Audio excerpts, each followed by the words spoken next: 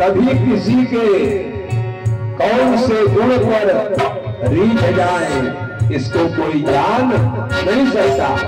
जो परमात्मा दुर्योधन के 56 भोग का त्याग कर दिया, वही परमात्मा प्रेम के वशीभूत होकर के विदुर के घर जाकर छिलकों के भोग को स्वीकार किया। जो परमात्मा कभी अपने बाप के वेदनाओं पर नहीं रोया, वनगमन पे नहीं रोया, वही परमात्मा अपने हाथ में उठा करके ईद को गति प्रदान किया। कि न रोए कमल में श्री पिता की वेदना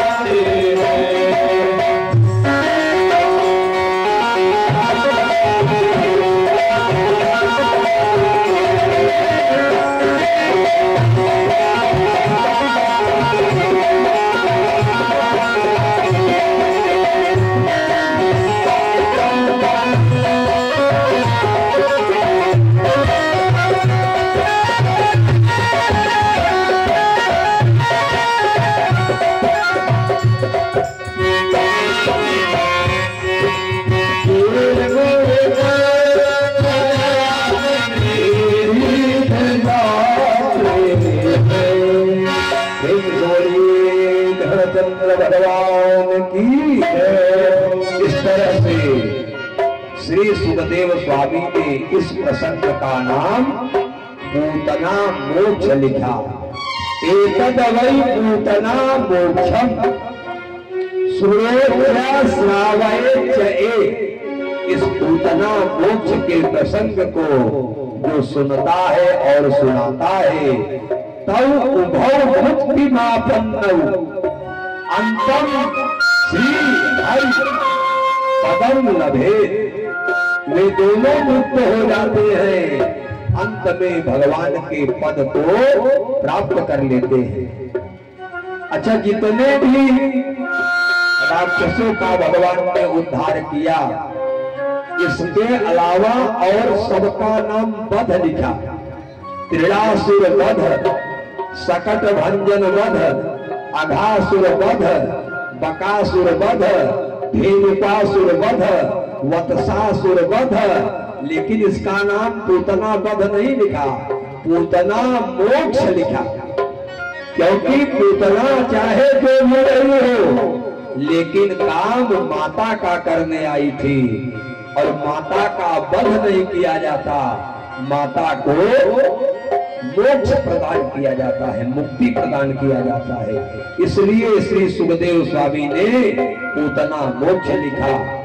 भगवान जब 3 महीने के हुए तो बवंडर के रूप में एक राक्षस आया जिसका नाम था तृणावर्त। आवर्त माने घूमना, तृण माने होता है घर। जैसे आपने देखा होगा गर्मी के महीने में जब तूफान चलता है तो सारे धूल और खर एकत्र होकर के घूमने लगते हैं, उसी को कहते हैं तृणावर्त। 3 महीने के भगवान ने तृणावर्त का कल्याण कर दिया। अब कंस का भेजा गया एक राक्षस और आया जिसका नाम था सकट भंजन। सकट बने होता है गाड़ी, वह गाड़ी में बैठ करके आया और खेलते खेलते भगवान ने अपने पाद से प्रहार करके सकट भंजन का कल्याण कर दिया। अब धीरे धीरे भगवान 1 वर्ष के हो गए। आज पहली बार नंद के आंगन में भगवान खेलते खेलते मिट्टी उठा करके अपने मुख में डाल लिया और एक सखी देख रही थी और जाकर के मैया यशोदा से बताई कि श्रेणु सखी को नंदन के प्रांगणे मया दृष्ट गोधूलि धूसरितांग नृत्यति वेदांत सिद्धांत। मैया मैंने एक आश्चर्य देखा। वह क्या? बड़े बड़े योगी, बड़े बड़े रागी, बड़े बड़े विरागी, बड़े बड़े संत, बड़े बड़े महात्मा अनंत अनंत काल तक साधन संपन्न होकर के यम नियम आसन प्राणायाम प्रत्याहार धारणा ध्यान समाधि अष्टांग योग की अवस्था से ऊपर उठ करके अन्नमय को प्राणमय में, प्राणमय को मनोमय में, मनोमय को ज्ञानमय में, ज्ञानमय को विज्ञानमय में, विज्ञानमय को स्वादिष्ठान में, स्वादिष्ठान को मणिपूरक में, मणिपूरक को आज्ञाधान में, आज्ञाधान को अनहद में, अनहद को तुरीयावस्था में, तुरीयावस्था को ब्रह्म चैतन्य की निर्विशेष आत्मा की संवर्तक ज्योति को आवर्तक गति में ले जा करके जिस परमात्मा की दिव्य पद पीठ की तनिक झलक नहीं प्राप्त कर पाते, वही परमात्मा नंद के निकेतन में बालू में लौट करके मुख में मिट्टी खा रहा है। वह ज्योति जाकर के यशोदा मैया से बताई। यशोदा मैया आई, लाला का हाथ पकड़ा, कहा अरे लाला तुमने मिट्टी खाया है क्या? भगवान ने कहा ना हम भक्षितवानंब, मैया मैंने मिट्टी नहीं खाई। तो कहा सर्वे मिथ्या विशंसिनः, ये जो बताने वाली है ये सब झूठ बोल रही है। और जो ही मैया ने कहा बेटा मुख खोलो जरा, मैं देखना चाहती हूँ, परीक्षा तो ले लूं कि तू सही बोल रहा है कि झूठ बोल रहा है। और जो ही भगवान ने मुख खोला तो भगवान के मुख में यशोदा को 3 लोक 14 भुवन दिखाई देने लगे। उसी 3 लोक 14 भुवन में 7 द्वीप दिखाई देने लगे। 7 द्वीप में जम्बू द्वीप दिखाई देने लगा। जम्बू द्वीप में भारत वर्ष दिखाई देने लगा। भारत वर्ष में उत्तर प्रदेश दिखाई देने लगा। उत्तर प्रदेश में नंद का भवन गोकुल दिखाई देने लगा। गोकुल में नंद के भवन में मैया यशोदा भगवान का हाथ पकड़ करके बैठी हुई है। यशोदा का मोह दूर हो गया। एक बार भगवान ने इसी प्रकार से कागभुसुंडी के मोह को दूर किया। जब कागभुसुंडी को भ्रम हो गया कि जो परमात्मा मुझको अपना चरण छूने का अधिकार नहीं दे रहा है वह मुझको ब्रह्म पद कैसे प्रदान करेगा, तो भगवान ने भुसुंडी के मोह को दूर करने के लिए कागभुसुंडी को अपने उदर में समाहित कर लिया। जब पेट में गए तो देखते क्या है, उदर माध्य सुनो अंडजराया और देखो बहु ब्रह्मांड निकाया। भगवान के एक एक रोए में अगणित रवि शशि शिव चतुरानन, अगणित सूर्य, अगणित चंद्रमा, अगणित ब्रह्मा, अगणित विष्णु, अगणित शंकर विराजमान है, रोम रोम प्रति लागे, कोटि कोटि ब्रह्मांड, एक एक रोए में करोड़ों करोड़ों ब्रह्मांड चिपके हुए हैं। कागभुसुंडी का मोह दूर हो गया, भगवान ने उनको मुख से बाहर निकाला। चरण छू लिए तो कागभुसुंडी ने कहा कि प्रभु अब चरण छूने दिया, इसके पहले क्यों नहीं छूने दिया? तो बड़ी सुंदर बात भगवान ने बताई। कहा भैया मैं ब्रह्म भले हूँ लेकिन जन्मना मैं क्षत्रिय हूँ, आप कौआ भले हैं लेकिन जन्मना ब्राह्मण है।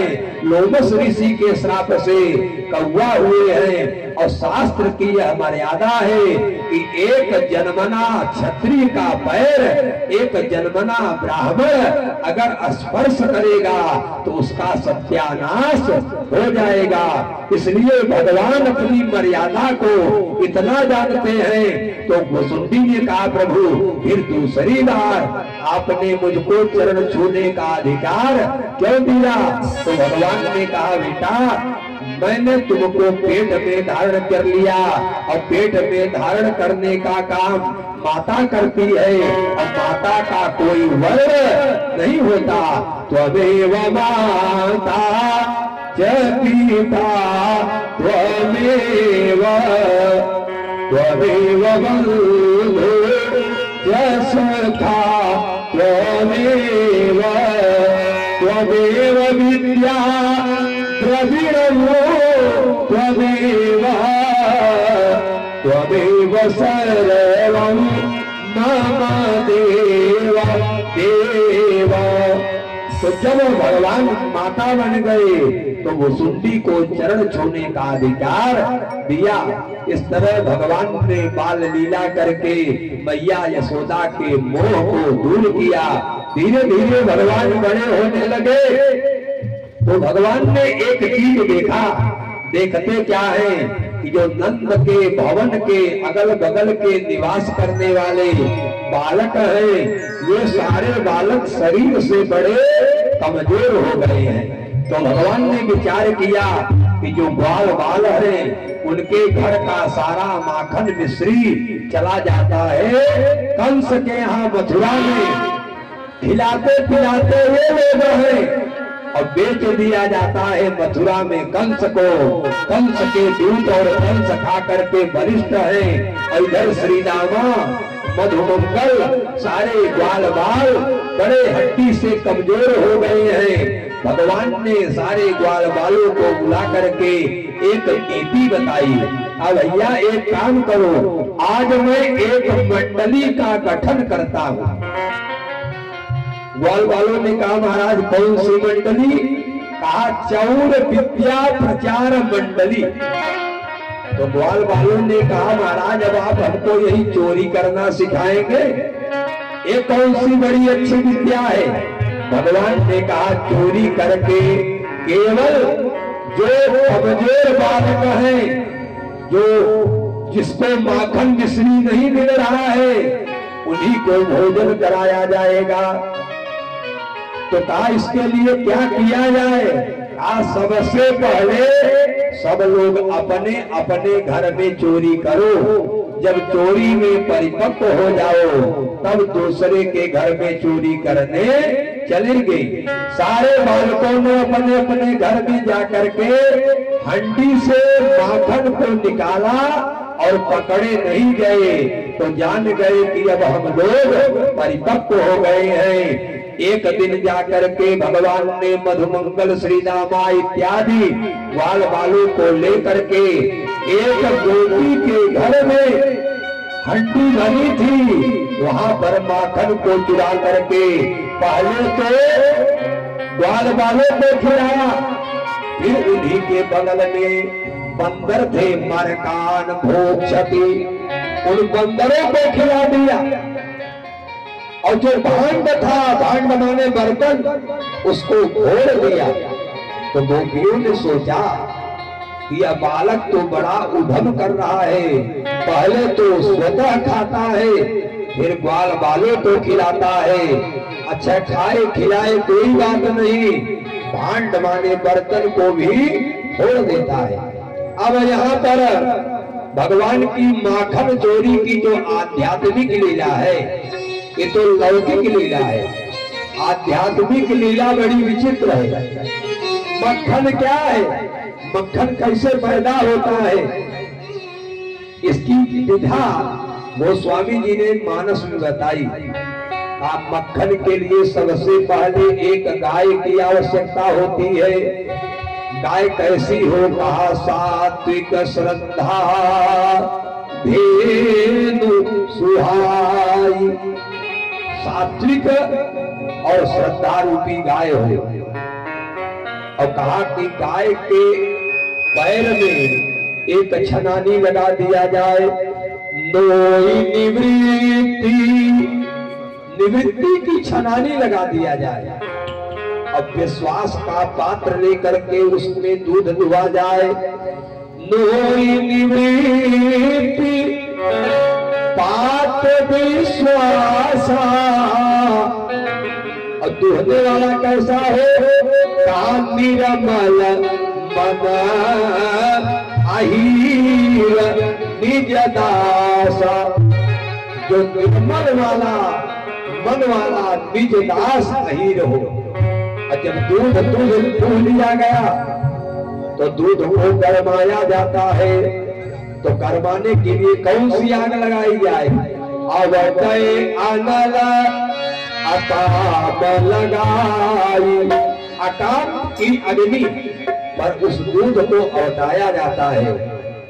फिर जब दूध गर्म हो जाता है तो उसमें जावन डाला जाता है। धित सम जावन देहि जमाई। धित माने होता है संतोष, संतोष का जावन डाल दिया जाता है। अब जब संतोष का जावन बढ़ गया तो जो दूध चलायमान था वह शांत हो गया। जब दूध शांत हो गया, सवेरा हुआ तो उस पर मथानी चलने लगी। मुदिता मथये विचार मथानी। और जब विचारों की मथानी चली तो वह दही टूटने लगी। यह जीवन एक दूध के समान है। और उस पर जब विचारों की मथानी चलती है, विचारों की मथानी क्या है, कभी सुख आता है कभी दुख आता है। तो जो सुख दुख को सहन करते करते ऊपर उठ जाता है वही माखन हो जाता है। और जो नीचे चला जाता है वही छाछ हो जाता है। और जो ऊपर उठ जाता है उसी को भगवान स्वीकार कर लेते हैं। यही माखन चोरी की आध्यात्मिक लीला है। जीवन में चाहे जितनी भी विपत्ति आए, चाहे जितना भी कष्ट आए, लेकिन हमेशा भगवान की तरफ व्यक्ति को ऊपर उठना चाहिए। अगर नीचे बैठ गए, भगवान से मुख मोड़ लिया तो भगवान उसका त्याग कर देते हैं।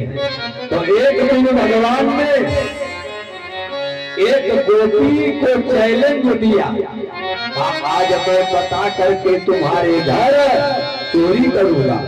गोपी ने भी बड़ा उपक्रम किया और हंडी के ऊपर हंडी, हंडी के ऊपर हंडी, कई हंडियां लगा करके टांग दिया और सबसे ऊपर अंतिम हंडी रख दिया जिसमें माखन भरा था।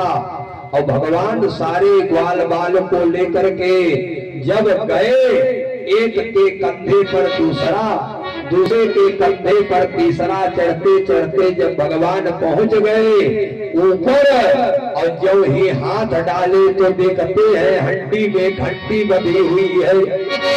अब भगवान बड़े आश्चर्य में आ गए। उन्होंने सोचा कि लगता है आज हम पकड़े जाएंगे, क्योंकि अगर हाथ डाले तो घंटी बज जाएगी।